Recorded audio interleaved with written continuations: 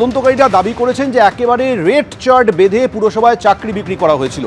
কেন্দ্রীয় তদন্তকারী সংস্থা সূত্রে দাবি 4 থেকে 7 লক্ষ টাকা দরে বিভিন্ন পুরসভায় দেদার চাকরি বিক্রি করা হয়েছে।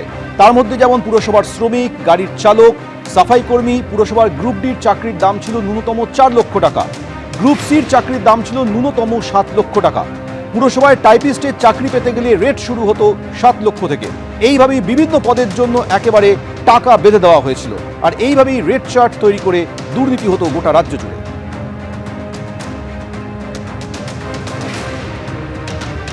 পুরনিয়োগ দুর্নীতি মামলায় প্রাক্তন মন্ত্রী সুজিত বসুর বিরুদ্ধে প্রথম সাপ্লিমেন্টারি চার্জশিট দিল ইডি। 20 কোটি টাকা আর্থিক তছরূপের অভিযোগ রয়েছে তার বিরুদ্ধে।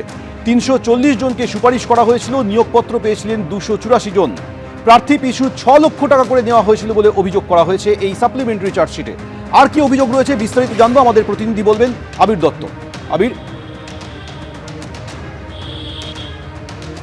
দেখো, এই প্রথম সাপ্লিমেন্টারি চার্জশিট পেশ করলো এনফোর্সমেন্ট ডিরেক্টরেট এবং পুর নিয়োগ দুর্নীতি মামলায় সেখানে টাকার বদলে যে চাকরি দেওয়া হয়েছিল সেই বিষয়টাই কিন্তু এনফোর্সমেন্ট ডিরেক্টরেটের তরফ থেকে জানানো হয়েছে। তোমায় জানিয়ে রাখি, যেটা অভিযোগ তোলা হয়েছে মূলত এই যে চার্জশিট, সাপ্লিমেন্টারি চার্জশিট, সেটা দেওয়া হয়েছে প্রাক্তন দমকল মন্ত্রী সুজিত বসুর নামে। এছাড়াও সেখানে নাম রয়েছে তার ছেলে সমুদ্র বসু এবং জ্যোতিষ্মান চট্টোপাধ্যায়, যিনি তৎকালীন পুর নগরোন্নয়ন দপ্তরের ডিরেক্টর অফ সেখানকার কি আমলা ছিলেন, একটি ডিপার্টমেন্টের ডিরেক্টর ছিলেন। এবং এই যে তাদের নামে যে অভিযোগ বা তাদের নামে যে চার্জশিট দেওয়া হয়েছে, সেই চার্জশিটে উল্লেখ করা হয়েছে যে প্রায় 250 কোটি টাকার কিন্তু আর্থিক তছরূপের অভিযোগ তারা পেয়েছেন। এবং এই 250 কোটি টাকার সারা রাজ্য জুড়ে যে পুরো নিয়োগের ক্ষেত্রে যে লেনদেন হয়েছে তারা মনে করছেন তার মধ্যে 20 কোটি টাকা এই সুজিত বসু প্রাক্তন মন্ত্রী তিনি আত্মসাৎ করেছেন, এমনটাই তাদের অভিযোগ। এবং সেখানে এটাও তাদের তরফ থেকে বলা হচ্ছে, এনফোর্সমেন্ট ডিরেক্টরেটের তরফ থেকে, যে 340 জনকে সুপারিশ করা হয়েছিল চাকরির জন্য, যেটা সুজিত বসু করেছেন, এবং তার মধ্যে থেকে 284 জন নিয়োগপত্র পর্যন্ত পেয়ে গিয়েছিল।